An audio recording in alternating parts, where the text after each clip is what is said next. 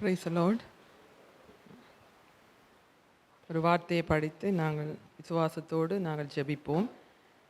லூக்கா புத்தகம் 5வது அதிகாரம்.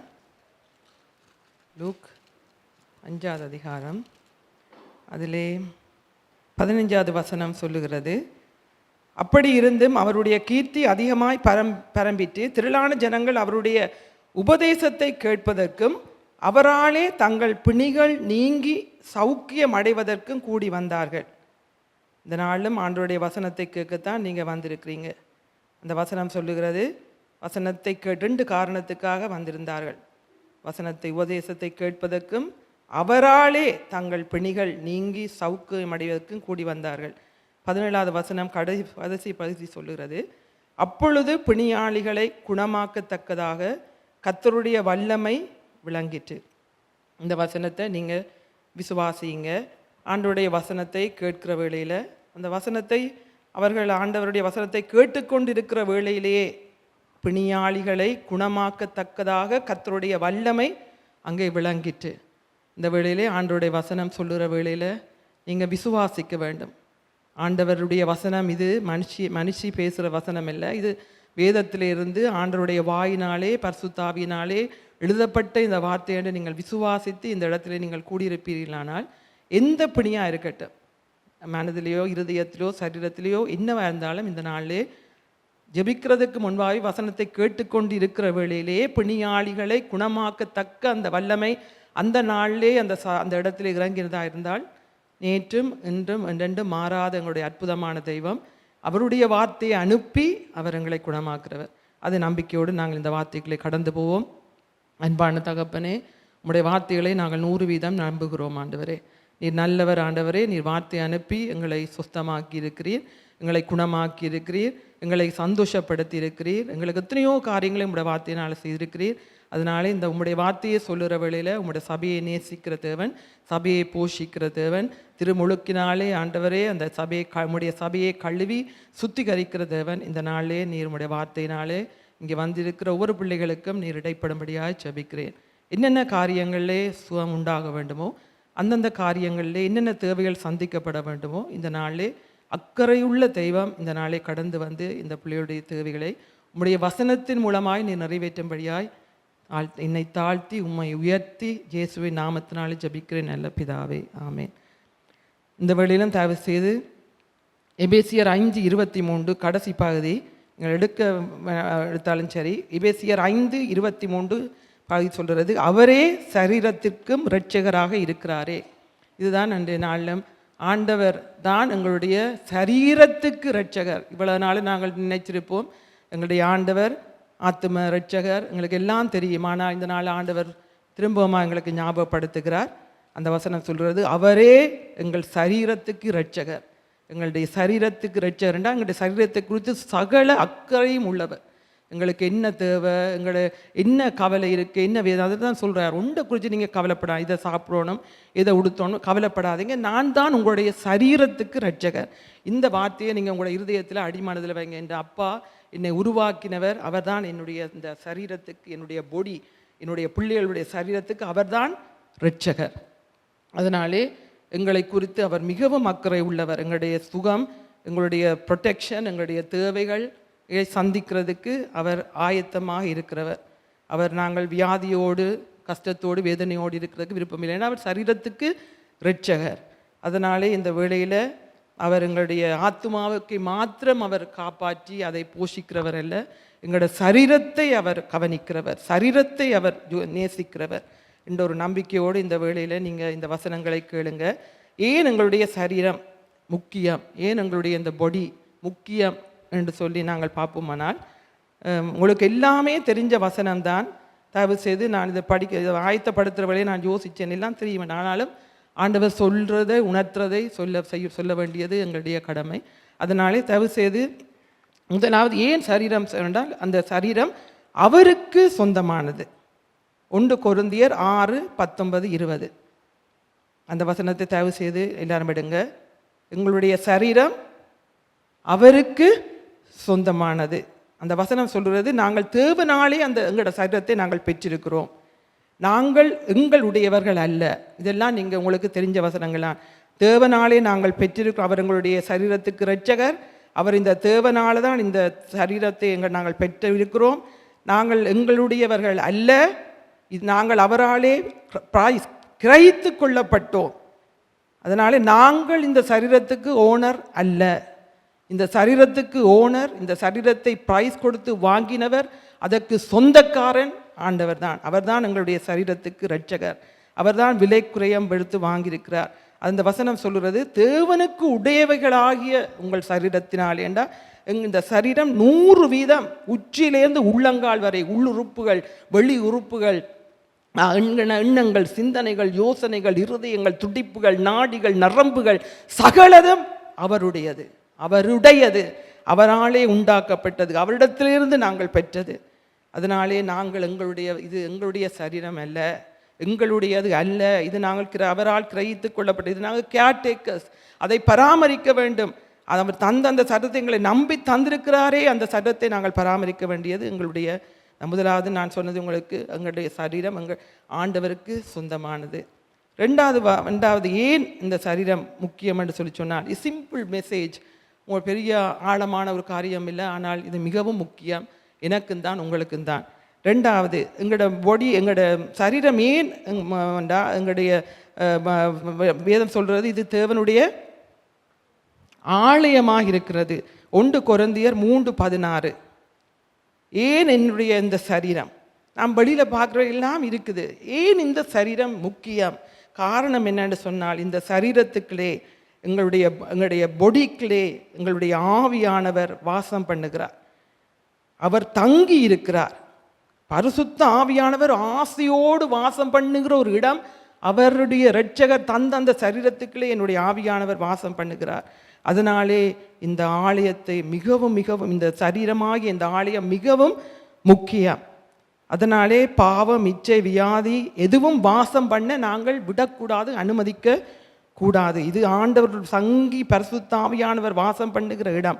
பரிசுத்த ஆவியானவர் எங்கு இருக்கிறாரோ அங்கு விடுதலை உண்டு என்றபடியா அவர் எங்களுடைய இருதயத்துக்கு, எங்களுடைய சரீரத்துக்குள்ளே அவர் வாசம் பண்ணுகிறபடியினால் நிச்சயமாய் விடுதலை உண்டு. எங்கெங்கெல்லாம் விடுதலை இல்லாமல் தவிக்கிறோமோ, பரிசுத்த ஆவியானவர் வாசம் பண்ணுகிற இந்த ஆலயமாகி எங்களுடைய சரீரத்துக்குள்ளே அவர் இருக்கிறபடியினாலே எங்கெங்கெல்லாம் விடுதலை தேவையோ நிச்சயமாய், அது எப்படிப்பட்ட விடுதலையாக இருக்கலாம், நிச்சயமாய் எங்களுக்கு அந்த விடுதலை உண்டு. வியாதியிலே இருக்குந்தா சொல்லுங்க, பரிசுத்த ஆவியானவரே நீர் எங்களோட இருதயத்தை, எங்களோட சரீரத்துக்குள்ளே நீர் வாசமாக இருக்கிறீர்.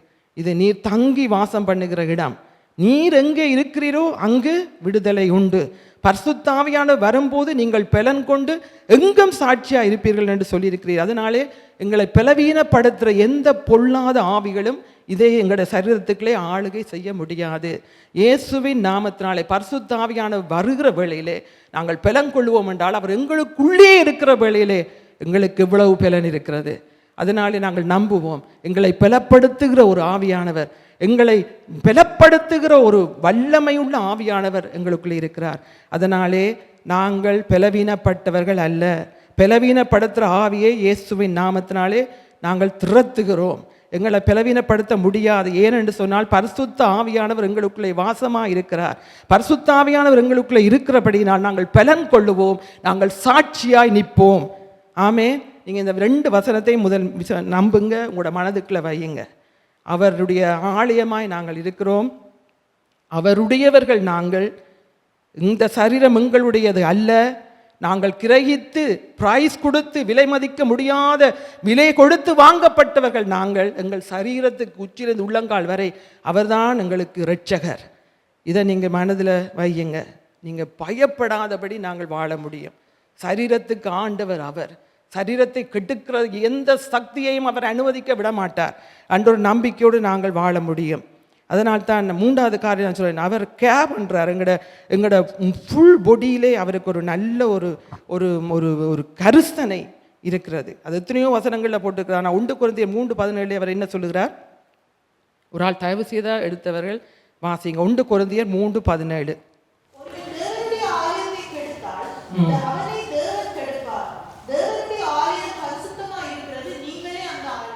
ஆமேன். அதனாலே ஆண்டவர் சொல்லுகிறார், அந்த உங்களோட சரீரத்துக்குள்ள என்ன போகுது, நீங்கள் என்ன செய்கிறீங்க, என்ன சிந்திக்கிறீங்க, எப்படி நடத்துகிறீங்க, உங்களோட கையால் என்ன செய்கிறீங்க, காலால் என்ன செய்கிறீங்க, எதை யோசிக்கிறீங்க, எதை பேசுங்க, எல்லாம் எனக்கு தெரியும். அப்படி ஏதாவது உண்டு அங்கே அப்படியே கெடுக்கிற காரியங்கள் இருந்தால் நான் அதை கெடுத்து போடுவேன் என்று ஆண்டவர் சொல்கிறேன். அவனை ஏண்டு அந்த இடத்துல போடப்பட்டிருக்கிறது. ஆனால் நான் ஜெபிக்கிறவர்கள் சொல்கிறேன், என்ன காரியம் ஏசப்பா என்னை கெடுக்கிறதுக்கு நிற்கிறதோ, வியாதியாக இருக்கலாம், எண்ணம் பொல்லாத எண்ணமாக இருக்கலாம், கண்களின் என்ன இருக்குதோ அது என்ன கெடுக்க நினைச்சா இயேசுவின் நாமத்தினால சரீரத்துக்கு இரட்சகராக இருக்கிற தேவன், சரீரத்தை கிரகித்து வாங்கின தேவன் அதை நீங்கள் என்ன செய்யும் சொல்லுங்க, அதை கெடுத்து போடும். அதை என்ற சரீரத்தில் இருக்காதபடி அதை அகற்றி போடும். அவர் சொல்கிற வசனத்தை நாங்கள் விசுவாசிப்போம். அவர் அதை கெடுத்து போடுவாராம். சரீரத்திலே அவர் சரீரத்தின் தேவைகளை சந்திக்கிறவர். எத்தனையோ காரியங்களை நாங்கள் பார்க்கலாம். பசியோடு இருந்த ஜனங்களுக்கு பசியை கொடுத்தார். வியாதியோடு வந்தவர்கள் சகல பேருடைய வியாதிகளையும் தீர்த்தார். குறைவுகளோடு வந்தவருடைய குறைவுகளை நிறைவாக்கினார். இப்படிப்பட்ட ஒரு ஆண்டவர் எங்களோட சரீரத்தின் தேவைகளை அவர் சந்திக்கிறவர்.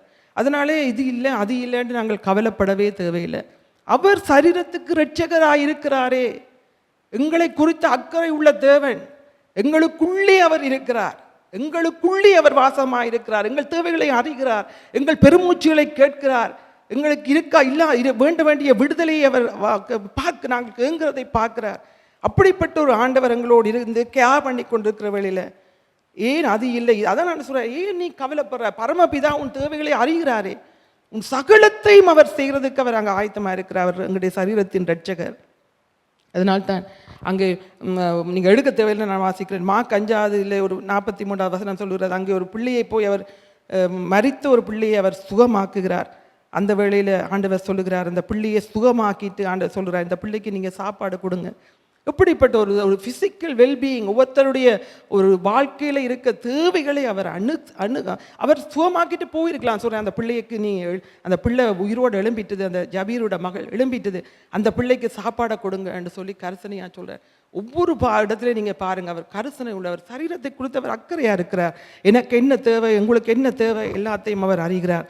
அதனால 3வது காரியம், அவர்தான் எங்களுடைய சரீரத்தின் இரட்சகர். அவருக்கு எங்களுடைய தேவைகள் தெரியும். நீங்கள் பயப்படவே தேவையில்லை. ஆண்டோட பாத்திர சொல்ல வேணும், ஆண்டவரே இந்த தேவைகள் எனக்கு இருக்குது, நீங்கள் தான் இந்த சரீரத்துக்கு பொறுப்பாண்டவரே, நீங்கள் தான் இந்த சரீரத்துக்குள்ள வாசம் பண்ணுறீங்க. இது எந்த சரீரம் இல்லை ஆண்டவரே, இந்த சரீரத்துக்கு சாப்பாடு தேவை வேண்டாம், இது எனக்கு இல்லை, இது நீங்கள் தானே வேண்டி வச்சிருக்கிறீங்க, இதுக்கு நீங்கள் எல்லாம் போஷிக்க வேணும். இவ்வளவு அதிகாரத்தோடு நாங்கள் ஆண்டவரோட அன்போடு அதிகாரத்தோடு ஆண்டவரோட வசனத்தை பிடிச்சு கொண்டு நாங்கள் ஜபிக்க முடியும், கேட்க முடியும்.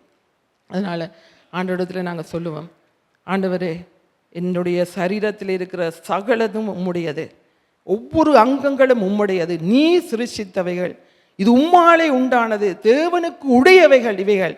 அதனாலே ஆண்டவரே என்னுடைய தேவைகள், சரீர தேவைகள், என்னுடைய குறைவுகள் எல்லாவற்றையும் நீர் சந்திப்பேன்.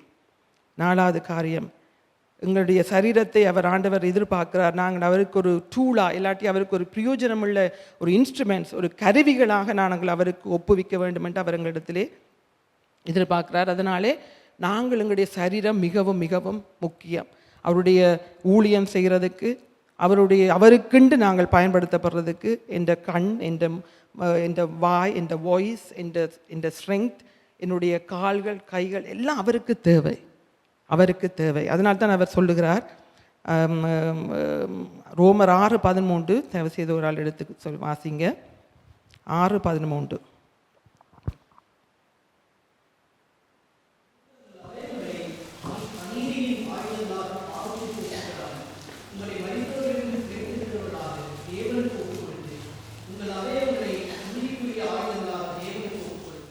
அவர் சொல்லுறார், இது நீதிக்குரிய ஆயுதங்களாக ஒப்புக்கொடுங்கள், இது எனக்கு தேவை.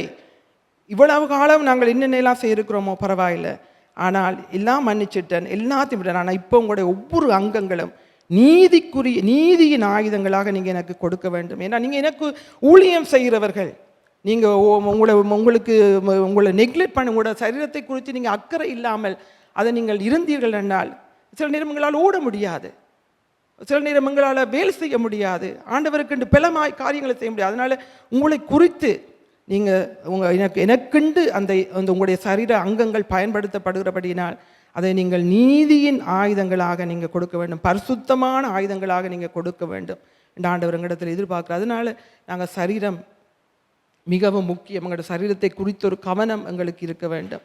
இது அவர் முதலாவது நான் சொன்னேன், அவருக்குத்தான் எங்களுடைய சரீரம் சொந்தம், முழுமையாய் அவருக்குத்தான் சொந்தம். அதுக்குள்ளே அவர்தான் வாசம் பண்ணுகிறார், அவர் எங்களுடைய தேவைகளை எல்லாம் சந்திக்கிறார், அவர்தான் எங்களுடைய சரீரத்தின் இரட்சகர். அடுத்த காரியம் 2 கொரிந்தியர் 4:7 சொல்லுகிறது. 2 கொரிந்தியர் 4:7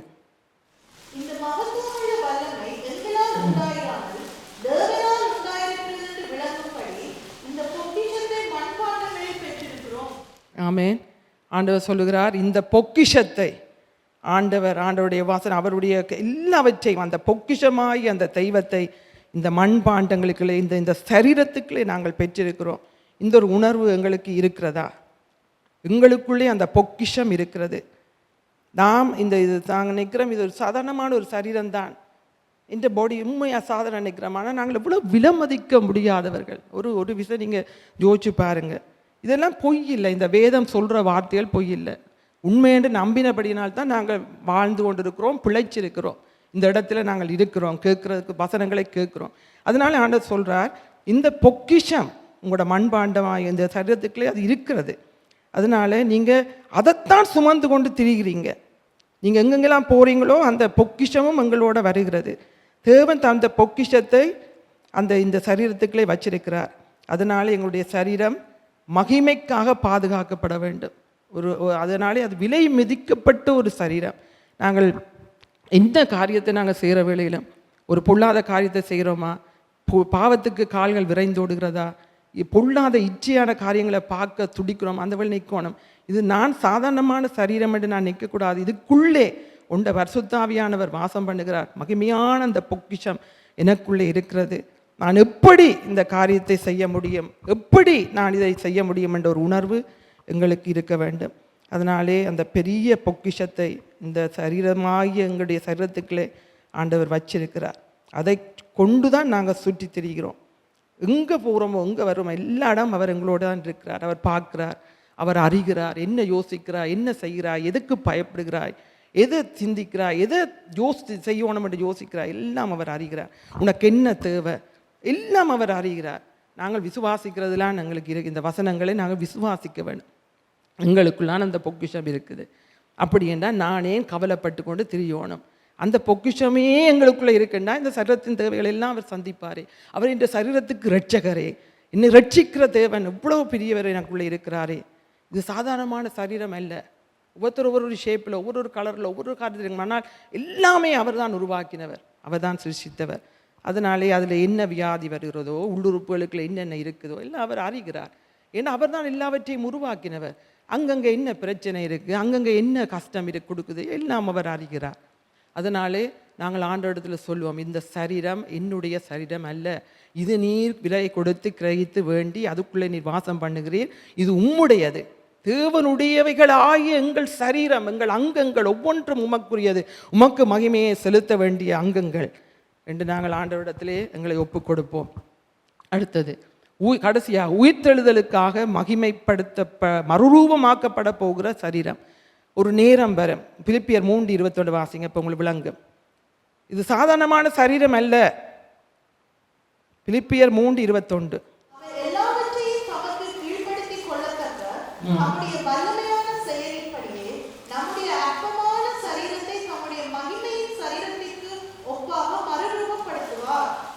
இதை இமேஜின் பண்ணி பாருங்க. அவர் சொல்லுகிறார், உங்களுடைய இந்த சரீரத்தை தம்முடைய மகிமையான சரீரத்துக்கு ஒப்பாக மறுரூபப்படுத்துவாராம். ஆண்டவருடைய வருகையில் இந்த காரியங்கள் நடக்கும்.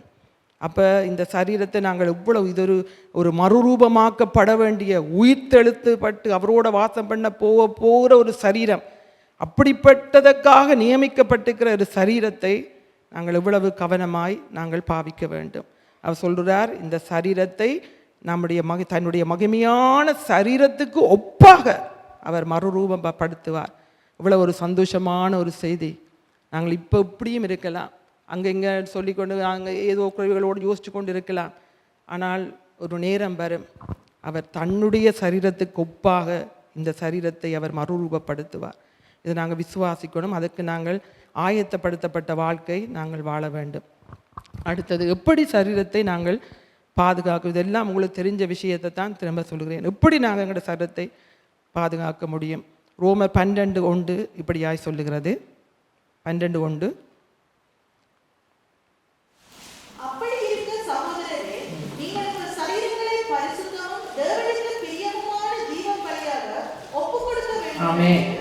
ஒப்பு கொடுக்க வேண்டும். எவ்ரிடே ஆண்டவரோட சமூகத்தில் நீங்கள் எழும்பினோன்னு சொல்லணும், ஆண்டவரே இந்த சரீரம் உம்மால பெற்றதும் நீர் வாசம் பண்ணுகிறதும் ஆண்டவரே உம்முடையதுமாக இருக்கிறதாப்பா. ஆனால் நான் மனுஷன், இந்த பொல்லாத உலகத்துக்குள்ளே நாங்கள் வாழுகிறோம். அதனாலே இந்த சரீரத்தை உச்சியிலேருந்து உள்ளங்கால் வரையப்பா பரிசுத்தமும் தேவனுக்கு பிரியமான ஜீவ பலியாக ஆண்டவரை நான் ஒப்பு கொடுக்குறேனப்பா. நீங்கள் தான் என்னோட இந்த நாளிலிருந்து நடக்கணும். நான் ஆவியினால் சொல்கிறது, ஆவியினால் எங்களுடைய சரீரத்தின் இச்சைகளை ஆவியினால் எங்களுடைய சரீரத்தின் செயல்களை நாங்கள் அழிக்க வேணுமா? அப்போ தான் நாங்கள் பிழைக்க முடியும். ஆவியின் உதவியோட காலமேல் எழுந்து சொல்லணும், ஆண்டவரே இந்த நாளில் எந்த சரீரத்தை கெடுக்கிற எந்த காரியமோ, பேச்சாக இருக்கலாம், எண்ணமாக இருக்கலாம், சிந்தையாக இருக்கலாம், எதாக இருந்தாலும் ஆண்டவரே, வியாதி கொடுமையாக இருக்கலாம், நோவாக இருக்கலாம், பிளவீனமாக இருக்கலாம், எதுவாக இருந்தாலும் இதை ஆவியினாலே ஆண்டவரே நான் இந்த நாளில் நான் சிறைப்பிடிக்கிறேன். அது என்னை துன்பப்படுத்தாதபடி இந்த நாளிலே ஆவியினாலே அந்த செய்கைகளை நான் பிடிக்கிறேன் ஆண்டவரே என்று சொல்லி நாங்கள் எங்களை ஒப்பு கொடுக்க வேண்டும். பரிசுத்தமும் ஆண்டவரே தேவனுக்கு பிரியமான ஒரு பலியாக இந்த நாளில் நான் ஒப்பு கொடுக்கிறேன். ஒவ்வொரு நாளும் நாங்கள் எங்களை ஆண்டவரிடத்திலே ஒரு லிவிங் சாக்ரிஃபைஸாக நாங்கள் ஒப்பு கொடுக்க வேண்டும். ஆவியானவர் நீர் என்னை நடத்தும். இந்த நாள் காலம் எழும்பிட்டேன், என்னென்ன மாதிரி நடக்க போது கொண்டு தெரியா, நான் உம்முடைய கரத்தில் நான் ஒப்பு கொடுக்கேன். ஏண்டா இது உம்முடைய சரீரம். நான் போகிற வேளையில் நீர் வரணுமப்பா. நான் கை செய்கிற வேளையில் நீர் என்ன கையோடு செய்யணும். நான் யோசிக்கிற வேலை எனக்கு சில நேரம் என்ன செய்கிறேன்னு தெரியாமல் இருக்குது. ஆனால் எனக்கு நீர் உதவி செய்யணும். ஏண்டா இந்த யோசனையும் நீ தானப்பா. இந்த மண்டையில் மூளையெல்லாம் நீங்கள் தானப்பா தந்தது. ஆண்டவரை இந்த கண் எனக்கு என்னதை பார்க்க சில நேரம் தேவையில்லாதபடி இந்த நேரத்தை சொல்கிறேன், வேணாமப்பா. இந்த கண்ணுக்கு ரட்சகர் நீங்கள் தானப்பா. ஆண்டவரே நான் ஏதாவது பேசுகிறேனே ஆண்டவரே, தயவு செய்து என்ன மன்னிங்கப்பா. இந்த பேச்சு எனக்கு வேணாம் ஆண்டவரே. எனக்கு நீங்கள் தான் சரி, இந்த வாய்க்கு ரட்சகர் ஆண்டவரே, எனக்கு உதவி செய்யும். நான் பரிசுத்தமும் ஜீவ பலியாக இந்த நாளில் பரிசுத்தமாக உகந்த பிரியமான ஒரு பலியாக ஒப்பு கொடுக்கிறேன் என்று சொல்லி நாங்கள் எங்களை ஒவ்வொரு நாளும் ஒப்பு கொடுக்க வேண்டும். ஆண்டவர் பார்த்து கொள்ளுவார், ஆண்டவர் உதவி செய்வார். பரிசுத்த ஆவியானவர் எங்களுக்குள்ளே இருக்கிறவர். அப்படி நாங்கள் எங்களை ஒப்பு கொடுக்கிற வேளையில் எங்களை அவர் நடத்துவார். ஏனோ தானோண்டு எழும்பி கட்ட நாங்கள் போகாதபடி ஆண்டோட பாதத்தில் இந்த ஆண்டவரே இந்த நாள் நீர் உண்டு பண்ணி தந்த நாள், இந்த நாளில் நான் மகிழ்ந்து களி கூறணும், என்ற குடும்பம் மகிழ்ந்து களி கூறணும் ஆண்டவரே. எங்களுக்கு அதுக்கு ஆண்டவரே நாங்கள் பரிசுத்தமும் ஆண்டவரே உமக்கு பிரியமான ஒரு ஜீவ பலியாக என்னையும் எங்கள் குடும்பத்தை நீங்கள் பார்த்து ஒப்பு கொடுக்குறோம் ஆண்டவரே. நீங்கள் பார்த்துக்கொள்ளுங்க என்று சொல்லி நாங்கள் கொடுக்க வேண்டும். ஏன்னா 1 கொரிந்தியர் 9:27 கடைசி பகுதி சொல்லுகிறது. அது நீங்கள் அழுக்க தேவையில்லை. பவுல் சொல்லுகிறார், என் சரீரத்தை ஒடுக்கி நான் கீழ்ப்படுத்துகிறேன். அவர் சொல்கிறார், என் சரீரத்தை நான் ஒடுக்கிறேன், ஐ டிசிப்ளின் மை பாடி என்று சொல்கிறேன். நான் டிசிப்ளின் பண்ணுறேன். எங்களுக்கு ஆண்டவர் அந்த காரியங்களை எங்களிடத்தில் எதிர்பார்க்கிறார். அவர் எங்களுக்கு உதவி செய்வார், எங்கள் பாவத்தை குறித்து கண்டித்து உணர்த்துவார். ஆனால் நாங்கள் கண்ட்ரோல் பண்ணணும், ப்ராக்டிஸ். நாங்கள் செல்ஃப் கண்ட்ரோலை ப்ராக்டிஸ் பண்ணணும். செல்ஃப் கண்ட்ரோல்ன்றது ஒரு ஒன் ஆஃப் த ஃப்ரூட்டில் ஒரு கனி. அதை நாங்கள் ப்ராக்டிஸ் பண்ணணும். ஆண்டவரே இந்த நாளில் நான் இந்த சரீரத்தை நான் டிசிப்ளின் பண்ணுறதுக்கு, செல்ஃப் கண்ட்ரோல் பண்ணுறதுக்கு நான் என்னை ஒப்பு கொடுக்குறேன் ஆண்டவரே. எனக்கு நீங்கள் உதவி செய்யுங்க. இன்றைக்கு எனக்கு ஆசையாக இருக்குது, எனக்கு சேர்ச்சுக்கு போக விருப்பம் இல்லை, மழையாக இருக்குது, வேணாம் இன்றைக்கு நான் படுப்போம்னு சொல்கிற வழியில் உடனே நோ, பொடிக்கு நாங்கள் கட்டளையிட வேணும். அன்றைக்கு அவர் தான் சொல்கிறார், பவுல் சொல்கிறார், என்னை நான் ஒட்டுக்கி என்னை கீழ்ப்படுத்துகிறேன். உடனே சொல்லுவான், இல்லை குட்டியை எடுத்துகிட்டு போ சபைக்கு. கண்ட்ரோல் பண்ணணும், எங்களோட பொடியை நாங்கள் கண்ட்ரோல் பண்ண பழகணும். அதை அந்த கண்ட சாப்பாடுகள் எல்லாம் அப்படி சாப்பிட்ற வேலையில் உடனே இது சில நேரம் எனக்கு பாதிப்பை கொடுக்கும். வேணாம், நோ, கண்ட்ரோல், செல்ஃப் கண்ட்ரோல் மிகவும் மிக முக்கியம். அப்போ தான் சரீரத்தை நாங்கள் பேணி பாதுகாக்க முடியும். அதனால் நாங்கள் இந்த நாளிலிருந்து நாங்கள் கற்றுக்கொள்ளுவோம், நாங்கள் செல்ஃப் கண்ட்ரோல், எங்களை டிசிப்ளின் பண்ணணும் எங்களோட பொடிக்கு. அதான் அவர் பெரிய ஒரு ஊழியக்காரனை சொல்கிறார், இந்த சரீரத்தை நான் ஒட்டுக்கி கீழ்ப்படுத்துகிறேன். ஏன்னு சொன்னால் நாங்கள் அது கீழ்ப்படும், உண்மையாக நாங்கள் கீழ்ப்படும். அந்த கிறிஸ்தவ வாழ்க்கைன்னு சொல்கிறது இஷ்டப்படி வாழுகிற வாழ்க்கை அல்ல. எதுவுமே எதுவுமே நாங்கள் எங்களோட விருப்பத்துக்கு நாங்கள் வாழ எல்லாம் தகுதியாக இருக்காது, தகுதியாக இருக்காது. நிறைய செய்யலாம், ஆனால் எங்களுக்கு தகுதியாக இருக்காது. அதனாலே நாங்கள் எங்களோட சரீரத்தை நாங்கள் ஒட்டுக்க வேணும், அதை அடக்க வேணும், அதை டிசிப்ளின் பண்ண வேணும். இதுதான் கிறிஸ்தவ வாழ்க்கை. இதுக்கு நாங்கள் ஆண்டவர் எங்களுக்கு உதவி செய்வார். கலாத்தியர் 6:17 என்ன சொல்லுகிறது? 6:17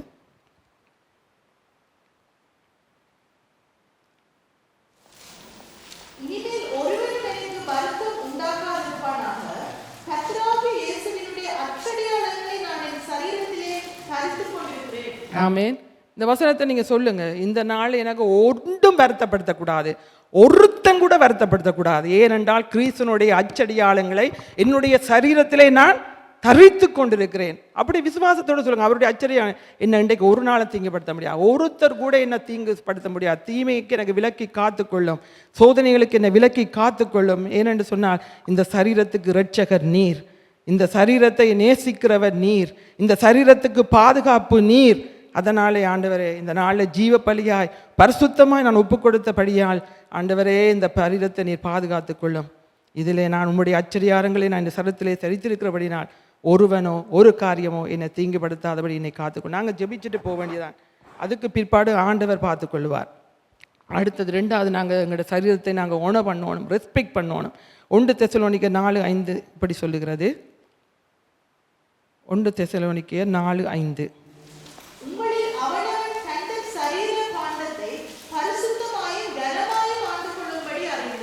ஆமேன். எங்களுடைய சரீரத்தை ஆண்டவர் எங்களிடத்தில் சொல்கிறார், நீ கனமாய் அதை ஆண்டு கொள்ள வேண்டும், பரிசுத்தமாய் மாத்திரம் அதை கனப்படுத்த வேண்டும். அதற்குரிய ரெஸ்பெக்டை நீ கொடுக்கணும். எங்கெங்கே எல்லாம் ரெஸ்பெக்ட் கொடுக்கணுமோ நீ ரெஸ்பெக்ட் கொடுக்கணும் அந்த அந்த ஒவ்வொரு அங்கங்களுக்கும், ஒவ்வொரு உன்னுடைய சரீரத்துக்கு என்று ஆண்டவர் எங்களிடத்திலே சொல்லுகிறார். அதை நாங்கள் ரெஸ்பெக்ட் பண்ண வேணும். அப்போ தான் எங்களில் ஒரு விருப்பம் வரும், இந்த சரீரத்தை நான் பாதுகாக்கணும், நான் நல்லா இருக்கணும், சுகமாக இருக்கணும் என்ற ஒரு விருப்பம் வரும். ரெஸ்பெக்ட், அந்த என்ன இருந்துட்டு போகிறேன், இன்னும் என்ன நான் 60 வயசு ஆகுது, இன்னும் ஒரு அப்படி ஒரு எண்ணத்தோடு வாழக்கூடாது. ஒவ்வொரு நாளுமே எங்களுக்கு பிரேஷஸ், எங்களுக்கு அருமையாக ஆண்டவர் தந்த வாழ்க்கை.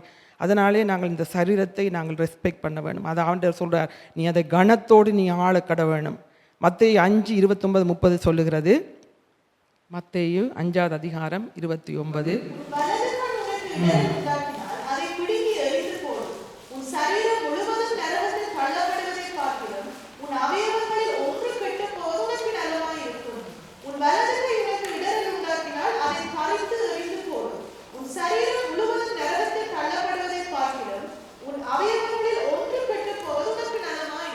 அந்த வசனம் என்ன சொல்லுறேன்னு சொன்னால், உனக்கு சரீரத்தை ஆண்டவர் தந்திருக்கிறார், அதில் ஒரு கண்ணால் நீ உனக்கு அது பிளஸ் செய்யுது, அது பாவம் செய்யுதுன்னு சொல்லி சொன்னால் அதை நீ அப்படி பிடுங்கி எறிஞ்சிடு. அதுக்காக அந்த லிட்ரலாக அப்படி சொல்லல, அது உனக்கு தேவையில்லை, அது உனக்கு தேவையில்லை. என்னென்னா நீ முழு சரீரமும் நரகத்துக்கு போகிறத விட உனக்கு எது பிரச்சனை கொடுக்குறதோ அதை நீ அகற்றத்தான் வேணும். அதை இந்த சரீரத்துக்கு நீ வைக்கவே கூடாது. அதனால் நீ முழு சரீரமே நரகத்துக்குள்ளே போய்விடும். அதனால் நாங்கள் இந்த வசனத்தை நாங்கள் கேட்போம். ஆண்டவரை என்ன காரியம், இந்த வாயால் நான் பாவம் செய்கிறேன்னா, இந்த வாய் தான் எனக்கு பிரச்சனை கொடுக்குதா, ஆண்டவரை அதிலேருந்து எனக்கு ஒரு விடுதலை தாரும், எனக்கு விடுதலை தாரும், விடுதலை தாரும். கேட்டு தான் நாங்கள் பெற்றுக்கொள்ள வேண்டும். அப்படி அது எனக்கு அது சொல்கிறார். அதால் நீ அதை வச்சுக்கொண்டு நீ முழு சரீரத்தையும் நீ நாசமாக்கி நரகத்துக்குள்ளே போகணும். அதனால் நித்தியத்துக்கு போக வேண்டிய இந்த சரீரத்தை குறித்து நீ ஜாக்கிரதையாய் கவனமாக இரண்டு ஆண்டவர் சொல்லுகிறார். அடுத்த காரியம் இப்படி பாதுகாக்க வேணும்னா 1 தீமோத்தேயு 4:8. 1 தீமோத்தேயு 4:8.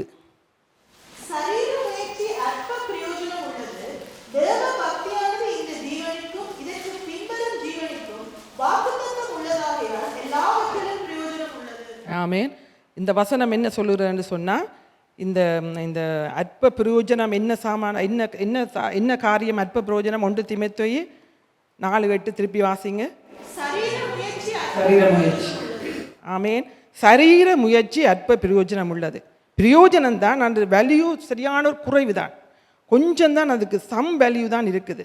என்ன சொன்னால் டயட் பண்ணலாம், எக்ஸசைஸ் பண்ணலாம், ஜிம் போகலாம், எல்லாம் செய்யலாம், அதுக்கெல்லாம் வேல்யூ இருக்குதான், கொஞ்சம் தான் இருக்கு. ஆனால் தேவ பக்தி, ஆண்டவருக்குள்ளே நாங்கள் ஜெபிக்கிறது, வேதம் வாசிக்கிறது, அவருடைய சமூகத்தில் காத்திருக்கிறது, அவருக்காக வாழுகிறது, அவருக்காக ஊழியம் செய்கிறது, இதெல்லாம் அவரோடு இருக்கிற அந்த உறவு, அந்த பக்தி தான் இந்த வாழ்க்கைக்கும் இனி வரப்போகிற வாழ்க்கைக்கும் எல்லாவற்றுக்கும் பிரயோஜனம் உள்ளது என்று வேதம் சொல்கிறது. எல்லாவற்றுக்கும் பிரயோஜனம். அதனால் நாங்கள் தனியாக எக்ஸசைஸும் தனியாக டயட்டையும் கவனிச்சுட்டு நாங்கள் சுகமாக வாழலாம்ன்ட்டு நீங்கள் நினச்சிடாதீங்க. அது ஓகே, அது செய்கிறது நல்ல நாங்களும் எனக்கும் அது நானும் செய்கிறேன்னா தான் எனக்கும் விருப்பம்தான். ஆனால் அது அற்ப பிரயோஜனம் என்று வேதம் சொல்கிறது. ஆனால் தேவ பக்தியாய் நீங்கள் வாழ்ந்தால் தான் அது எல்லாவற்றிலும் பிரயோஜனம் உள்ளது. இந்த வாழ்க்கைக்கும் பிரயோஜனம், இனி வரப்போகிற வாழ்க்கைக்கும் பிரயோஜனம். அதனால் தான் முதல் வசனம் 7வது வசனம் சொல்கிறது, அதனால தேவ பக்திக்கு ஏதுவாக முயற்சி பண்ணு. அப்போ தேவ பக்தியாய் வாழுகிறது தான் எங்களுக்கு மிகவும் முக்கியம். அடுத்தது தான் இந்த காரியம். ஆண்டவரோடு நாங்கள் செலவழிக்கிற நேரம், ஆண்டோட வேதத்தோடு செலவழிக்கிற நேரம், அவருடைய பாதத்தில் இருக்கிற நேரம், அவருக்கென்று பரிசுத்தமாக, இதுதான் தேவ பக்தி. அதுக்கு பிற்பாடு தான் இந்த காரியங்கள் பிரயோஜனம். இதற்கு கொஞ்சம் வேல்யூ இருக்கிறது. ஆனால் ஆண்டவர் சொல்கிறார், தேவ பக்தியாய் நீ இருக்க முயற்சி பண்ணு. அடுத்த காரியம், பரிசுத்த வாழ்க்கை வாழுறதுக்கு நாங்கள் என்ன செய்யணும் என்று சொல்லி சொன்னால், ஆண்டவரிடத்திலே நாங்கள் அதான் நான் முதலும் உங்களை சொன்னேன், பரிசுத்த வாழ்க்கைக்காக நாங்கள் ஜெபிக்க வேண்டும். நாங்கள் இல்லை அப்போ ஒரு புல்லாங்கானவன் வாழுகிற உலகத்தில் இருக்கிறோம், பாவம் நிறைஞ்ச இடத்துல இருக்கிறோம். ஜெபிச்சு தான் நாங்கள் ஜெயம் கொள்ள முடியும். பரிசுத்தமான வாழ்க்கை வாழ்கிறதுக்கு ஜெபிச்சு வேதம் வாசித்து தான் நாங்கள் ஜெயிக்க முடியும். 1 தெசலோனிக்கர் 5:23 தயவு செய்து இந்த வார்த்தை வாசிங்கள். 1 தெசலோனிக்கர் 5:23. ஆமென். உங்களை முற்றிலும் பரிசுத்தமாக்குவாராக. உங்கள் ஆவி, ஆத்துமா, சரீரம் முழுவதும் நம்முடைய கர்த்தராகிய இயேசு கிறிஸ்து வரும்போது குற்றமற்றதாக இருக்கும்படி காக்கப்படுவதாக. ஆமென். அங்கே வசனம் சொல்லுகிறது, சமாதானத்தின் தேவன் தாமே எங்களை முற்றிலும் பரிசுத்தப்படுத்துவாராக. அவரது நம்பிக்கை எங்களுக்கு இருக்க வேணும். அந்த வசனத்தை நான் திருப்பி வாசிக்கிறேன். 1 தெசலோனிக்கர் 5:23. சமாதானத்தின் தேவன் தாமே உங்களை முற்றிலும் பரிசுத்தமாக்குவாராக. உங்கள் ஆவி, ஆத்மா, சரீரம் முழுவதும் நம்முடைய கர்த்தராகிய இயேசு கிறிஸ்து வரும்போது குற்றமற்றதாக இருக்கும்படி காக்கப்படுவதாக. உங்களை அழைக்கிறவர் உண்மை உள்ளவர், அவர் அப்படியே செய்வார். இந்த வசனத்தை நீங்கள் நல்லா விசுவாசிங்க. ஆண்டவர் சமாதானத்தின் தேவன் என்னை முற்றிலும் பரிசுத்தமாக்குவாராக. ஆண்டவர் என்னை ஆக்கும், ஆண்டவரை முற்றிலும் பரிசுத்தமாக்கும். அது மாத்திரமல்ல, என் ஆவி, ஆத்மா மாத்திரமல்ல, என் சரீரம் முழுவதும் நம்முடைய கர்த்தராகிய இயேசு கிறிஸ்து வரும்போது குற்றமற்றதாக இருக்கும்படி காக்கப்பட வேணும் ஆண்டவரே என்று சொல்லிட்டு கடைசி ஆண்டவர் சொல்கிறார், உங்களை அழைக்கிறவர் உண்மை உள்ளவர், அவர் அப்படியே செய்வார். இதை நீங்கள் நம்புங்க. நாங்கள் கேட்குற வேளையில் அவர் நிச்சயமாக செய்வார். அவர் அழைத்தவர் உண்மை உள்ளவர், அழைத்த அழைப்புக்கு பாக்கியமாக இருக்கும்படியாய் ஆண்டவர் உண்மை உள்ளவர், அப்படியே அவர் செய்வார். எங்களை பரிசுத்தமாக்குவார். எங்கள் ஆவி, ஆத்மா, சரீரம் முழுவதும் நம்முடைய கர்த்தராகிய இயேசு கிறிஸ்து வரும்போது குற்றமற்றதாக இருக்கும்படி காப்பார். அதுக்கு ஆண்டவர் நிச்சயமாய் செய்வார். அதற்காக நாங்கள் அவரிடத்திலே கேட்க வேண்டும். அதற்குரிய முயற்சி காரியங்களை நாங்கள் செய்ய வேண்டும். நிச்சயமாக அவர் எங்களுடைய வாய், எண்ணம், பேச்சு, கண், காது, சிந்தனை எல்லாவற்றையும் அவர் பரிசுத்தமாக்குவார், முற்றிலும் பரிசுத்தமாக்குவார். அப்படி பாக்கி எங்களை அந்த வருகையில் நாங்கள் குற்றமற்றவராக இருக்கும்படி எங்களுக்கு அவர் உதவி செய்வார். அவர் உண்மை உள்ளவர், அவர் அழைத்தவர் உண்மை உள்ளவர், அவர் அப்படியே செய்வார். எனக்கும் உங்களுக்கும் அவர் அப்படியே செய்வார். ஒரு பரிசுத்தமான வாழ்க்கை வாழ அவர் எங்களுக்கு உதவி செய்வார். இந்த சரீரத்தை கரை பிடிக்காதபடி வாழ அவர் எங்களுக்கு உதவி செய்வார். 2 கொரிந்தியர் 5:10 சொல்லுகிறது. 2 கொரிந்தியர் 5:10.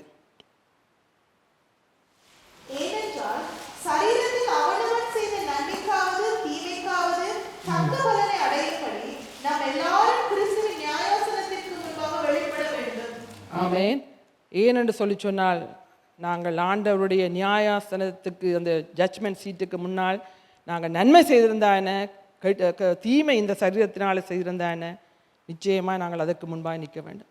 இப்போ ஆண்டவர் எங்களுக்கு நிறைய சந்தர்ப்பங்களை தருகிறார். நாங்கள் எங்களுடைய பாவங்கள், எங்களுடைய சரீரத்தினால் செய்த என்ன குற்றமாக இருக்கட்டும், யோசனையோ எதுவாக இருக்கட்டும், அதை நாங்கள் ஆண்டவரிடத்தில் மன்னிப்பு கேட்டால் அதை மன்னிக்கிறதுக்கு அவர் நல்லவர். இந்த நிமிஷமே அவர் எங்களை மன்னித்து எங்களை கழுவி சுத்திகரிக்கிறதுக்கு அவர் உண்மையும் நீதியும் உள்ள தேவனாக இருக்கிறார். அதனாலே இந்த வேளையில் ஆண்டவரிடத்தில் நாங்கள் ஆண்டவரே, இந்த ஜட்ஜ்மெண்ட் சீட்டுக்கு முன்னால் நாங்கள் நிற்க வேண்டி வரும் ஆண்டவரே. சரீரத்தில் அவனவன் செய்த நன்மை தீமைக்கு தக்க பலனை அடையும் படிக்கு. இதெல்லாம் சாதாரணமான வார்த்தை நினைக்காதீங்க. ஒவ்வொரு காரியத்தையும் நாங்கள் செய்கிறவர்களே ஆண்டவர் பார்க்குறார், எழுதுறார், எல்லாம் அவருக்கு தெரியும். அதனால் மன்னிப்பு கேட்டுறோணும். மன்னிப்பு கேட்டு திரும்பவும் செய்யாதபடி நாங்கள் எங்களை காத்துக்கொள்ள வேண்டும். ஆண்டவர் மன்னிப்பார். ஆனாலும் ஒரு நேரம் வரும், அவருடைய ஜட்ஜ்மெண்ட் சீட்டுக்கு முன்னாடி நாங்கள் நிற்போம். அப்போ அந்த சரீரத்தினால நீ செய்த நன்மையாக இருந்தா என்ன, நீ தீமையாக இருந்தா என்ன, தனியாக தீமையில் நன்மையும் பார்ப்பார், தீமையும் பார்ப்பார். அதுக்கேற்ற தக்க பலனை எங்களுக்கு அவர் தருவார். அந்த ஒரு நம்பிக்கையோடு நாங்கள் தான் காத்திருக்கிறோம். ஆண்டவர் நிச்சயமாய் அந்த அந்த நேரங்களில் அந்த பலனை ஆண்டவர் எங்களுக்கு காண்பிப்பார்.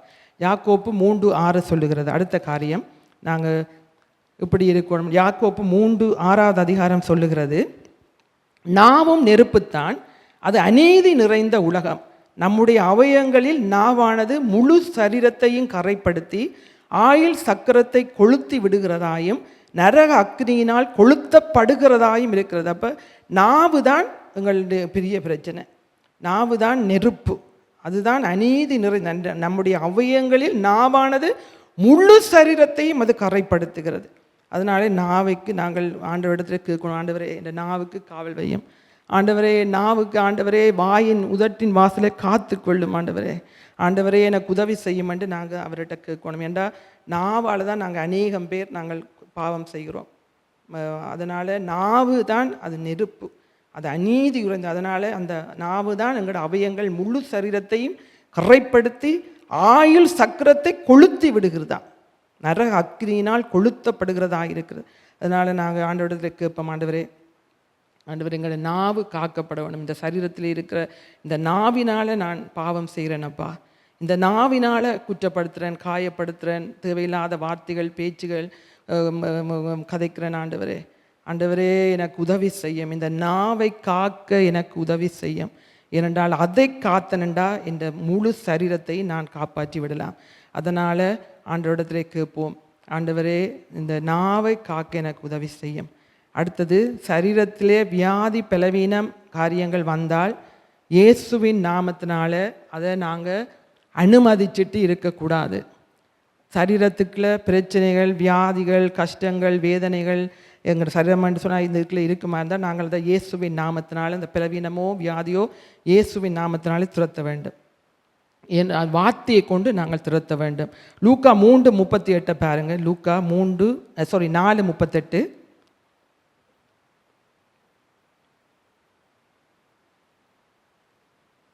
நான் நம்புகிறேன் நீங்கள் ஃபாலோ பண்ணுவீங்க. அது மாத்திரமில்லை, இந்த இந்த இதெல்லாம் சாதாரணமாய் நீங்கள் எடுக்காதீங்க. இது ஆண்டவருடைய வார்த்தை. அதனாலே சரீரத்தை எப்படி நாங்கள் காக்கலாம் என்று சொல்லி நாங்கள் இந்த வேலை சொல்லிக்கொண்டு, சரீரத்தை வியாதி பலவீனங்கள் பாவங்கள் காரியங்கள் தாக்குற வேளையில் இயேசுவின் வார்த்தையை கொண்டு நாங்கள் துரத்த வேண்டும். லூக்கா 4:38.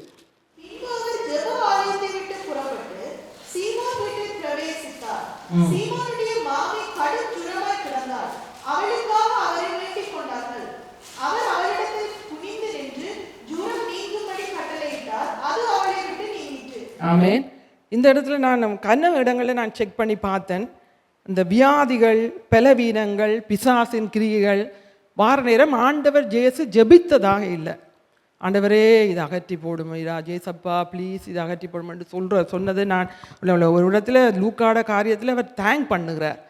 ஆண்டவரே நீர் இதை செய்ய போகிறதுக்காக நான் இந்த லூக்காவை ஜோவான் 11 அந்த லாசரஸ் டேயில், மற்றபடி எங்கே பார்த்தாலும் ஒன்றில் அதட்டுவார், இல்லாவிட்டால் கட்டளையிடுவார்.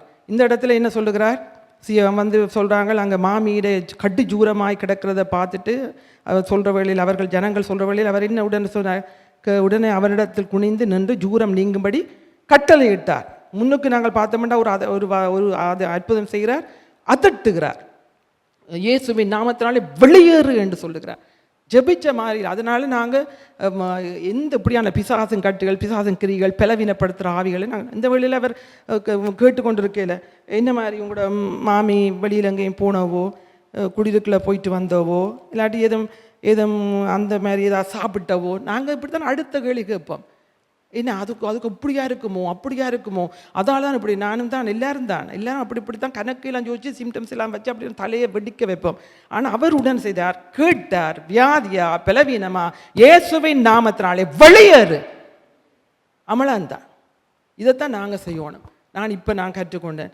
இனி எந்த வியாதியோ பலவீனம், இந்த கையில் நோற சாடியா இந்த இயேசுவின் நாமத்தினாலே பொல்லாத பிசாசு, என்னுடைய அங்கே இங்கெல்லாம் என்ன தொட்டு இந்த சரீரத்தை கெடுக்க நிற்கிறியோ? நோ, நீ கெடுக்க முடியாது. இது ஆண்டவருடைய சரீரம், இது அவர் கிரகித்து கொண்டது, அவர் இரட்சகராக இருக்கிறார். அதனால இயேசுவின் நாமத்தினாலே இந்த நோவை கொண்டு வர்ற பொல்லாத பிசாசை, பலவீனப்படுத்துகிற ஆவியை இயேசுவின் நாமத்தினாலே என் சரீரத்தை விட்டு வெளியேறு.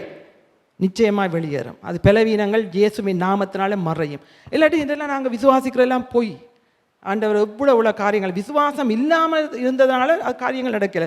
விசுவாசத்தோடு வார்த்தையை நீங்கள் சொல்லி ஜெபியுங்க. இனிமேல் அதட்டுங்க. முழங்கால் படித்து ஒரு நாள் இருந்து உபாசிச்சு எதுக்காக இருக்கும் அப்படி இருக்கும் அது எல்லாம் விடாமல் உடனே நிற்கிறீங்களா? உடனே சொல்லுங்கள், இயேசுவின் நாமத்தினால இந்த பலவீனப்படுத்துகிற ஆவியை இயேசுவின் நாமத்தினால வெளியேறு. உனக்கு இந்த சரீரத்துக்குள்ளே இருக்க அதிகாரம் இல்லை. என்ன கஷ்டப்படுத்த, என்ன வேதனைப்படுத்த உனக்கு அதிகாரம் இல்லை என்று சொல்லி நாங்கள் ஆண்டவருடைய நாமத்தினாலே நாங்கள் துரத்த வேண்டும். ஆண்டவரும் அப்படித்தான் செய்தார். ஏன்னா பிசாசுக்கு எங்களை அழிக்க கொல்ல தான் அவனுக்கு விருப்பம். அவன் அதுக்குத்தானா வருகிறானாம். என்ன? திருட, அழிக்க, கொல்ல. முதல் திருடுவான். யோவான் 10 சொல்கிற முதல் திரு. ஆனால் இயேசுவானவர் சொன்னார், நான் பரிபூரணப்படத்தான் நான் வந்தேன். நீங்கள் பரிபூரணமாக இருக்கணும். இதை நீங்கள் விசுவாசிங்க. பரிபூரணமான ஒரு வாழ்க்கை வாழத்தான் ஆண்டவர் வந்தார் என்று அவர் சொல்லி வச்சிருக்கிறார். அப்போ கொஞ்சம் முதல் கொஞ்சம் சுகர் மாதிரி இருக்கும்.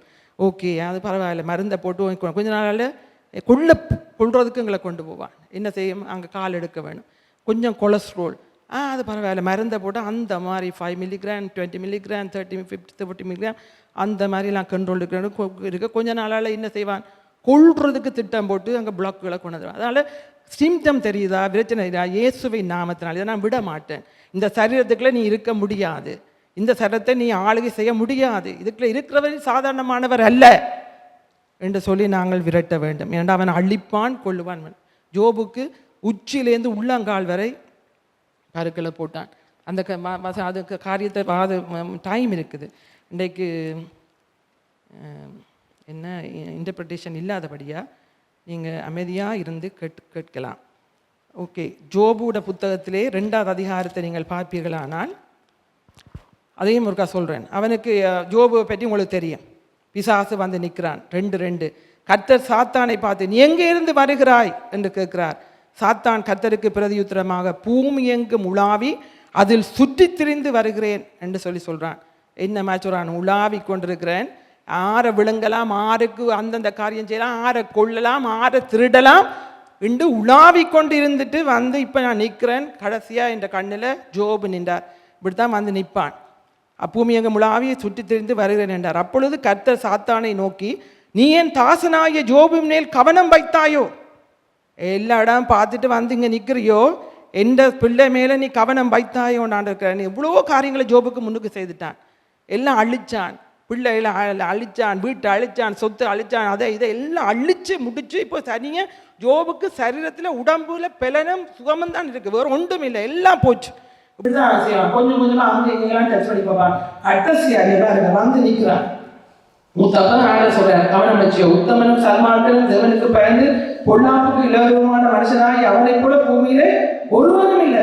முகாந்திரம் இல்லாமல் அவனை நிர்மூலமாக்கும்படி நீ என்னை ஏவின போதிலும் அவன் இன்னும் தன் உத்தமத்திலே உறுதி அணிக்கிறான். முந்தினி என்ன ஏவின, அதை இதையெல்லாம் செய்து வச்சிருக்கிறீர், வேலி அடைச்சி வச்சிருக்கிறீர், ஒரு எடுத்து பாரம் என்று சொல்லி எனக்கு வந்து ஏவின. நானும் அனுமதித்தேன். எனக்கு அவன் நான் உத்தமத்தில் இன்னும் இருக்கிறான். இப்போ நீ கண் வச்சுட்டு இப்போ வந்திருக்கிறியா? இப்போ கடைசியாக இருக்கிறது அவன் சரீரம் இப்போ வந்திருக்கு. இப்படி தான் அவன் பார்ப்பான். என்னெல்லாம் செய்து பார்த்தேன், அங்கெங்கெல்லாம் நொட்டியெல்லாம் பார்த்தேன், ஒன்றும் சரி வேற இல்லை, அசையலை. இப்போ பார்த்தா தேகத்தில் கையை வச்சு பார்ப்பான். அவன் சொல்கிறான், ஆனாலும் நீர் உம்முடைய சாத்தான் கர்த்தருக்கு பிரதியுத்தரமாக தோளுக்கு பதிலாக தோளையும் தன் ஜீவனுக்கு பதிலாக தனக்கு உண்டான எல்லாவற்றையும் மனுஷன் கொடுத்து விடுவான். எல்லாத்தையும் அதற்கு எல்லாத்தையும் கொடுத்து விடுவான். ஆனாலும் நீர் உம்முடைய கையை நீட்டி அவன் எலும்பையும் அவன் மாம்சத்தையும் தொடுவீரானால் அப்பொழுது அவன் உமது முகத்துக்கு எதிரே உம்மை தூஷிக்கானோ பாரும் என்று சொல்லி அங்கே சொல்கிறான். இப்போ அவனுக்கு இதெல்லாம் போயிட்டு அவனுக்கு உண்டான எல்லாத்தையும் அவன் இழந்துட்டான். அதெல்லாம் மனுஷன் கொடுத்துட்டு பேதான் இருப்பான். அவன் ஜீவனை, அவன் உயிரை அவனை தொடுவான். அப்போ தான் அவன் சொல்கிறார், நீ அதையும் செய், இதோ அவன் உன் கையில் இருக்கிறான், நீ அவனுக்கு எந்த வியாதியும் கொண்டு போ, எதையும் செய்து பாரு, அவன் பிராணனை மாத்திரம் நான் தப்ப விடு என்று சொல்லிட்டு ஆண்ட அனுப்புகிறார். அவன் வாரான். உடனே வந்தவொன்னு அவன் செய்த வேலை உள்ளங்கால் தொடங்கி 7வது வசனம், அவன் உச்சந்தலை மட்டும் கொடிய பருக்களினால் அவனை வாதித்தான். யோசிச்சு பாருங்க, இதான் அவன் செய்கிற காரியம். திருடன், பொல்லாத திருடன் இப்படித்தான் வருவான். நோண்டி நோண்டி பார்ப்பான், ஒன்றும் சரி வரையில, சரி சரீரத்தில் கையை வச்சு பார்ப்போம். அந்த வேளையிலும் ஜோபு தன் உத்தமத்தில் உறுதியாக தந்தான். கொன்று போட்டாலும் நான் அவர் மேல் நம்பிக்கையாக தான் இருப்பேன். இந்த சரீரத்தில் என்ன வந்தாலும் அவர் மேல் நம்பிக்கையாக இருப்பேன். ஏனென்றால் அவருக்கு தெரியும், அவர்தான் இந்த சரீரத்தின் இரட்சகர், அவர்தான் இந்த சரீரத்தை படைத்தவர், அவர்தான் கிரகித்து கொண்டவர், அதை விலை கொடுத்து வாங்கினவர். அவரோடு நான் இருக்கிறபடியினால் இந்த சரீரத்தை கெடுக்கிற எந்த ஒரு சத்துருவையும் அவர் கெடுத்து போடுவார் என்ற ஒரு நம்பிக்கையோடு அவன் இருந்தான். அதே மாதிரி ஆண்டவர் என்ன செய்தார்? 2 மடங்கான ஆசீர்வாதம் கடைசியிலே நடந்தது. அதான் அன்பான சகோதரர்களே, திரும்ப திரும்ப சொல்கிறேன், வாழ்க்கையில் வருகிற பிரச்சனை, கஷ்டம், வேதனை, பாடுகள், வியாதிகளால் நீங்கள் பின்னுக்கு போனீங்கண்டா அப்படியே தான் அவன் தள்ளி கொண்டு போவான். அதை இல்லை, நான் ஜோபை போல என்ன நடந்தாலும் நான் இன்னும் கிட்டு சேருவேன், நான் இன்னும் உத்தமத்தில் இருப்பேன், நான் இன்னும் உம்மை பிடிப்பேன், இன்னும் வேதம் வாசிப்பேன், இன்னும் உடைய சமூகத்தில் இருப்பேன், இன்னும் உம்மை துதிப்பேன் என்று அவரோட இன்னும் கிட்டி சேருங்க. பிரச்சனையை பார்க்காதீங்க, வேதனையை பார்க்காத. மனுஷராக பிறந்த எல்லாருக்கும் இந்த உலகத்தில் பொல்லாத உலகத்தில் இருக்குது. ஆனால் அவருக்கு அந்த அப்படியான நேரத்தில் நீங்கள் இன்னும் கிட்டு சேர வேண்டும். ஏனென்று சொன்னால், நாங்கள் அப்படி போக முந்தின நிலைமை இருக்குல்ல, அதை விட பிந்தின நிலைமை மோசமாக போயிடும். அதனால்தான் மிகவும் ஜாக்கிரதையாக இருக்கணும். பிரச்சனை, கஷ்டம், வியாதி எல்லாம் வருகிற வேளையில் ஆண்டவரே, இந்த சரீரத்துக்கு இரட்சகர் நீர்தான், இந்த சரீரத்தின் தேவைகளை சந்திக்கிறவர் நீர்தான், இதற்குள்ள வாசமாக இருக்கிறவர் நீர்தான், இதை விலை கொடுத்து வாங்கினவர் நீர்தான், இதற்கு சொந்தக்காரன் நீர்தான், இந்த அங்கங்கள் அது இதெல்லாம் உடையவைகள் எல்லாம் உம்முடையவைகள் ஆண்டவரே, இதற்கு நீர்தான் ஓனர், நீதான் இதற்கு உத்தரவாதம் ஆண்டு சொல்லி நாங்கள் அவரை கிட்டி சேரோம். பிரச்சனை வருதுதா, யாரா பிள்ளைகளால் பிரச்சனையா, கஷ்டமா, வேதனையா, ஏதாவது ஒரு தேவைகள் சந்திக்கப்படாமல் கவலைப்பட்டு அங்கலாச்சு சொன்னது. சரீரத்தின் தேவைகளை ஏன் கவலைப்படுறேன் நான் கேட்குறேன். பரமபிதா அதை அறிஞ்சிருக்கிறாரு என்று சொல்கிறார். அப்போ நாங்கள் இந்த வேளையில் ஆண்டவர்கிட்ட உண்மையாக சொல்லுவோம், ஆண்டவரே, சத்துரு திருடுறதுக்கும் கொள்றதுக்கும் அவனை படிப்படியாக செய்வான். அப்போ அதனால் நாங்கள் எங்களோட நிலைமையை நீங்கள் யோசிச்சு பாருங்கள். எங்கே இருந்து நாங்கள் வந்தனாங்க, எங்களை தூக்கி எடுத்தாரே, உன்னதமான இடங்களில் உட்கார வச்சிருக்கிற நல்ல ஒரு தகப்பன். இந்த சரீரம் நாங்கள் மறுரூபமாக்கப்பட போகிறது அவருடைய சாயலுக்கு ஒப்பாய். அப்போ நாங்கள் எவ்வளவு கவனமாக இருக்கணும், எவ்வளவு அவரோடு நெருங்கி இருக்க வேணும். இதை நாங்கள் ஆண்டவரோட சன்னிதானத்தில் நாங்கள் எங்களை ஒப்பு கொடுப்போம். முந்தின விலையை விட எங்களோட பிந்தின நிலைமை மோசமாய் போகக்கூடாது. நாங்கள் ஆண்டவருடைய பிள்ளைகள், அதனால் நாங்கள் அவரை இன்னுமா நாங்கள் சேர்ந்து கொள்ளணும். அவருடைய வசனம் சொல்லுகிறது, அவருடைய தழும்புகளால் நாங்கள் சுலமானோம். வார்த்தையை நீங்கள் அறிக்கை பண்ணுங்க. அவருடைய தழும்புகளால் குணமானீர்கள். 1 பேதுரு 2:38 எடுக்க தேவையில்லை. அப்போ நீங்கள் குணமானீர்கள் என்று வேதம் சொல்லுகிறது. உடம்பில் வருத்தம் வந்தால் சில நேரம் நான் உங்களுக்கு யாரும் உங்களை கேட்டால் நான் சொல்லுவேன், எனக்கு உண்மையான வீக்காக தான் இருக்குது, ஆனாலும் என்னை ஆண்டவர் பலப்படுத்துவார். வியாதியா நோவுதான், ஆனாலும் ஆண்டவருடைய தழும்புகளால் நான் குணமானேன் என்று நாங்கள் அறிக்கை பண்ண வேண்டும். ஆண்டோடைய வார்த்தையை நாங்கள் அறிக்கை பண்ண வேண்டும். ஆண்டோட வார்த்தை வல்லமை உள்ளது. அன்றைக்கு ஒரு நாள் அன்றைக்கு பாருங்கள், நாங்கள் சில நேரம் எனக்கு சில பேர் சொல்லுவேன், நம்ம உனக்கு நோவுண்டா ஒத்துக்கொள்ளணும், உண்மைதான் எங்கள்கிட்ட இருக்கிற பிரச்சனையே. ஆனால் நாங்கள் அத்தியாவசியமாக சொல்ல வேண்டிய அவசியம் இல்லை. ஏண்டா அங்கே நீங்கள் ஒரு உதாரணத்தை நான் உங்களுக்கு காட்டுறேன். இயேசு போய் சொன்னாராண்டு நான் காட்டுறேன். மாற்கு 5:35 மாற்கு 5வது அதிகாரம். தயவு செய்து அதை ஒரு கடுத்து எடுங்க. அதில் இருக்கிற ஒரு காரியத்தை சொல்லி நேரம் இருக்கிறதுனால மாற்கு 5வது அதிகாரம். அதில் ஒரு அற்புதம்.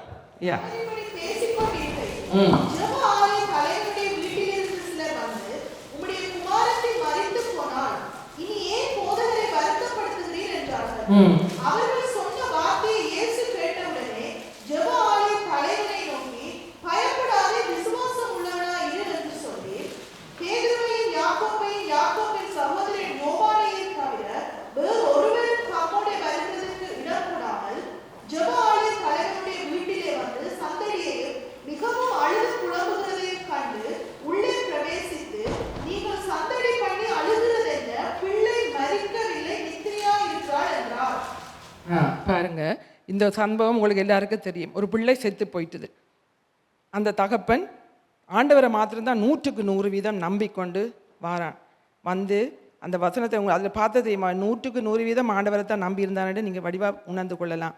அவருக்கு பிள்ளை மறித்து போனால் போதகரை வருத்த பண்ண வேணாம் என்று சொன்ன உடனே ஆண்டவர் கீழே மறித்து போன செய்தி வந்துட்டு தான் ஆண்டவருக்கும் தெரியும். ஆனால் கீழே ஆண்டவர் சொல்லுகிறார், அந்த வந்திருந்த ஆக்களை பார்த்துட்டு பிள்ளை என்ன செய்யுது, நித்திரையா, பிள்ளை மறிக்கவில்லை, நித்திரையா இருக்கிறாள் என்று சொன்னார். ஏன்னா அவருக்கு தெரியும் ஆண்டவர் தங்களோட வாழ்க்கையில் அற்புதம் செய்ய போகிறார், அந்த பிள்ளையோட வாழ்க்கையில் ஆண்டவர் தான் செய்ய போகிறது அவருக்கு தெரியும்.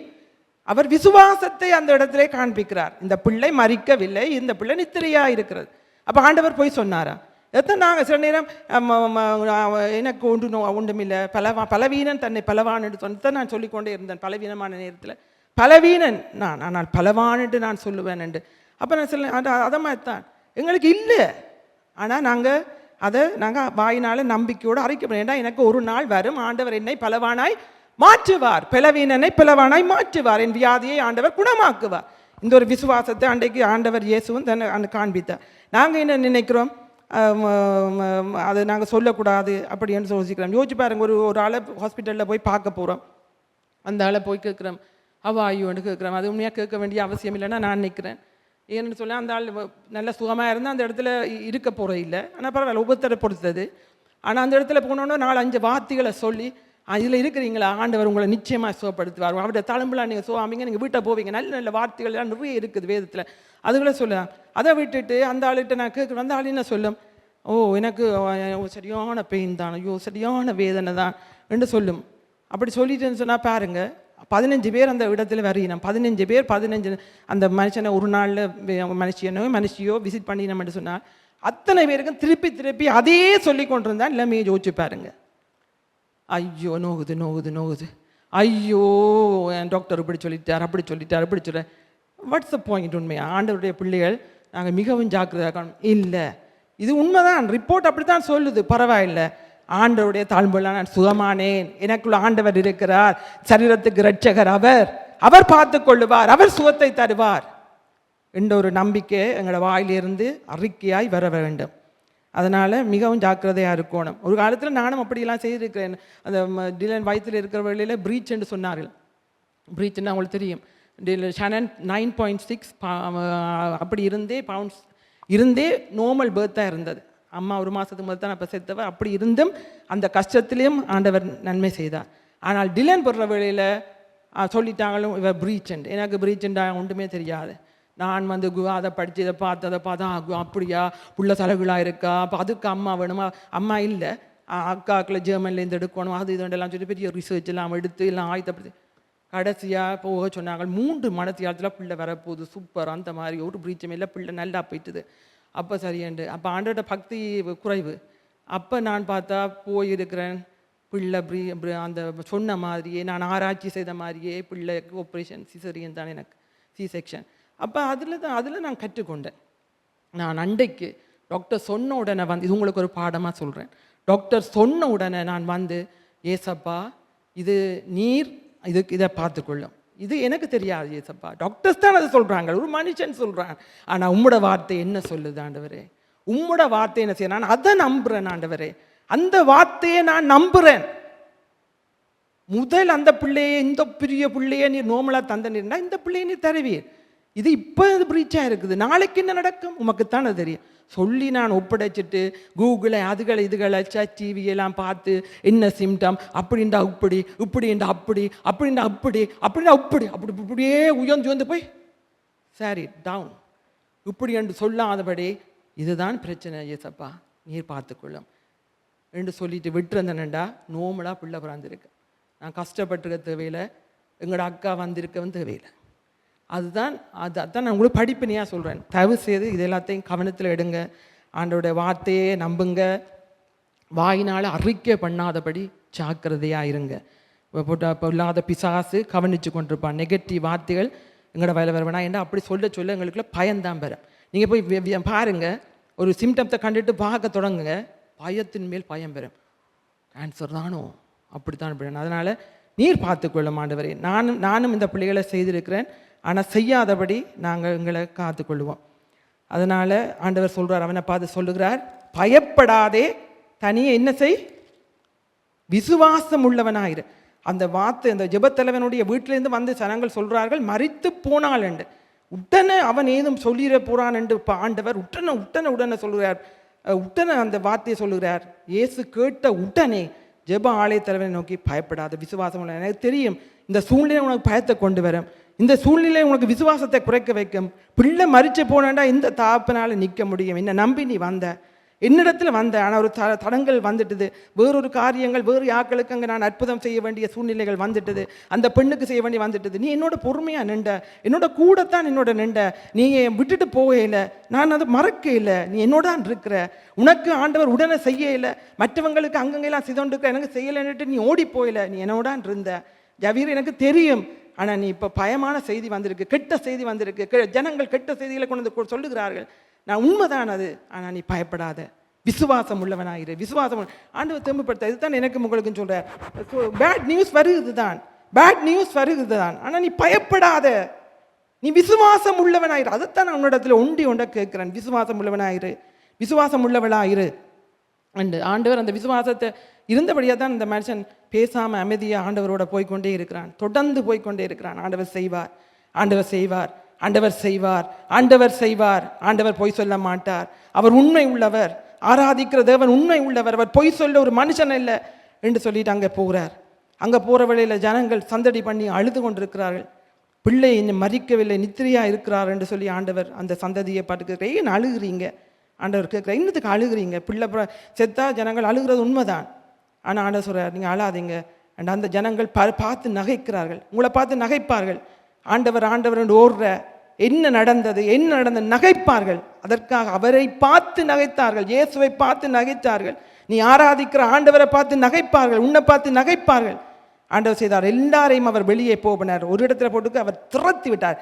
இந்த வெல்பீயிங்கை விரும்பாத ஆக்கள், உன்னுடைய நன்மையை விரும்பாத ஆக்கள், உன்னுடைய சுகத்தை விரும்பாத ஆக்கள், உன்னை நகைக்கிறவர்கள், பகுடி பண்ணுவர்கள், ஆண்டவரை விசுவாசியாதவர்கள் வேண்டாம் இந்த இடத்துல துரத்தி விட்டுட்டு ஆண்ட சொல்றார், அம்மா அப்பா, அவர்கள் அந்த பிள்ளையோட அந்த சுகத்தை விரும்புகிற அம்மா அப்பாவும் அந்த சீடர்களும் நானும் தான் இந்த இடத்துலேருந்து நாங்கள் ஜெபிக்க போகிறோம். ஆண்டவர் அந்த இடத்துலையும் அவர் ஜெபிக்க இல்லை, அவர் என்ன செய்கிறார்? பிள்ளைன்ற கையை பிடிச்சி தவிப்பி என்று சொல்லி எழுந்திரு கட்டளை இடுகிறார். சொன்னோன்னா பிள்ளை எழும்பி இருக்குது. அப்போ தான் நான் சொன்னேன் உங்களுக்கு, அந்த பிள்ளைய சாப்பாடு கொடுங்கன்னு சொல்கிறேன். இப்படிப்பட்ட ஒரு ஆண்டவர் இருக்கிறார். உங்களோட விசுவாசத்தை அவர் ஒரு நாளும் வீணப்படுத்த மாட்டார், கனப்பட. ஆனால் டைம் இருக்குது, ஒவ்வொருத்தருக்கும் ஒவ்வொரு டைம் இருக்குது. அதனால் உங்களோட விசுவாசத்தை பயப்படாதே விசுவாசமாயிருன்ற அந்த வார்த்தையை நீங்கள் அடிக்கடி நீங்கள் ஞாபகப்படுத்தி கொள்ளுங்க. அதனால் பேட் நியூஸ் வருகிறதா நம்புங்க, ஆண்டவரை நம்புங்க, அவற்றை வார்த்தையை நம்புங்க. எபிரேயர் 4:12 சொல்கிற அந்த வார்த்தையை குறித்து நான் இப்போ உங்களுக்கு சொல்லிக் கொண்டிருக்கிறேன். அவருடைய வார்த்தை இவ்வளோ வல்லமை உள்ளது என்பதை நான் இந்த இடத்துல உங்களுக்கு சொல்லிக் கொண்டிருக்கிறேன். அவருடைய வார்த்தையினால தான் நாங்கள் இன்றைக்கும் பிழைச்சிருக்கிறோம். அவருடைய வாயிலேருந்து புறப்பட மத்தேயு 4:4 அவருடைய வாயிலேருந்து புறப்படுகிற ஒவ்வொரு வார்த்தையினாலும் மனுஷன் பிழைப்பான், நிச்சயமாய் பிழைப்பான். அதனால இந்த வேளையில் எபிரேயர் 4:12 என்ன சொல்லுகிறது?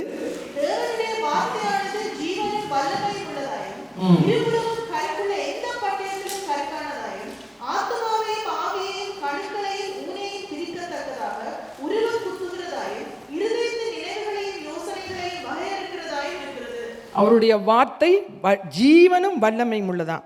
அது கருக்குள்ள பட்டயம், ஷார்ப் ஆன ஒரு பட்டயம். அந்த வார்த்தை என்ன செய்தான் தெரியுமா? ஆத்மாவை, ஆவியே, கணுக்களை, ஊனையெல்லாம் அது பிரிக்கத்தக்கதாக அது உருவ குத்துகிறதாக இருக்கிறதா. யோசிச்சு பாருங்க, எங்களோட ஆண்டவருடைய வசனத்தின் அந்த பவர், அந்த வல்லமையை யோசிச்சு பாருங்க. அந்த ஊன் என்று சொன்னால் அதை அந்த மேரோ, அதாவது இது ஸ்கின், உள்ளுக்குள்ள மசில்ஸ். அந்த மசில்ஸுக்கு உள்ள, நான் டாக்டர் இல்லை, தெரிஞ்சதை சொல்கிறேன், ஸ்கின், அது பிறகு மசில்ஸ், அதுக்கு பிறகு போன். அந்த போனுக்குள்ளே தான் அந்த மரோ இருக்குது. அப்போ இந்த வார்த்தை சொல்லுகிறது, நீங்கள் இதை உங்களோட விசுவாசத்துக்குள்ளே நீங்கள் கொண்டு வாங்க. அவருடைய வார்த்தை என்ன செய்தால், அந்த வார்த்தை அந்த ஊனுக்குள்ளே போகக்கூடிய அளவுக்கு, அவ்வளோ ஆழத்துக்குள்ளே போகிற அளவுக்கு அவருடைய வார்த்தை இருக்குது. அவ்வளவு வல்லமையுள்ள வார்த்தை. இது மனுஷனுக்கு தெரியாத, அந்த வெளியில் தெரியும், ஆனால் முழுக்குள்ளே இருக்கிற அளவுக்கு, அது ஊனை குத்துற அளவுக்கு அது பவர்ஃபுல்லான வார்த்தைகள். அப்போ நீங்கள் அதை விசுவாசிங்க. இந்த எலும்புக்களை, இந்த சதைக்களால், அதுக்களால் வார்த்தை போகிற அளவுக்கு அது வல்லமில்லை. அப்போ இதுக்குள்ள நாரிகளுக்கு 100 இருக்குல்ல, அது இருக்குல்ல, பிரிச்சா சொல்லுங்க. இது அந்த வார்த்தை அந்த ஊனுக்குள்ளே போகிற அளவுக்கு இருக்குது. இந்த எலும்புகளை அவர் நிணமுள்ளதாய் மாற்றுவார் என்று வேதம் சொல்லுகிறது. என்ன சொல்லுகிறது? ஏசாயா 58:11 இந்த எலும்புகளை நிணமுள்ளதாக்குவார். He will make my bones strong. சொல்லுங்க, இந்த ஸ்ட்ராங், இந்த போன்ஸை அவர் ஸ்ட்ராங்காய் மாற்றுவார். எலும்புகளை நிணமுள்ளதாய் மாற்றுவார். அந்த வசனத்தை அனுப்பி அதை நிணமுள்ளதாய் ஸ்ட்ராங்காய் அவர் அதை மாற்றுவார். 34:20 சங்கீதம் சொல்லுகிறது, அவருடைய எலும்புகள் எல்லாம் காப்பாற்றுவார், அவைகளில் ஒன்றும் முறிக்கப்படுவதில்லை. ஏனென்றால் அது எல்லாம் அவருடைய போன்ஸ், எல்லாம் அவருடைய போன்ஸ். அதனாலே அவர் என்ன செய்வாராம்? வேதம் சொல்லுகிறது, அது ஒன்றும் முறிக்கப்படுவதில்லை, அவருடைய எலும்புகளை எல்லாம் காப்பாற்றுவார். நாங்கள் முதல் நாள் எல்லாம் சொல்லி கொண்டு வந்தேனே, எல்லாம் செய்ய அவர் மிச்சம் எல்லாம் செய்து முடிப்பார். அவருடைய வார்த்தை அதை செய்யும், அவருடைய வார்த்தை அதை செய்யும். அதனால நாங்கள் இந்த வேளையில் நாங்கள் ஜெபத்தோடு நாங்கள் கடந்து செல்லுவோம். ஆண்டவர் நல்லவர். இந்த நாளில் அவருடைய வார்த்தையை எங்களுக்குள்ளே அவர் அனுப்பியிருக்கிறார்.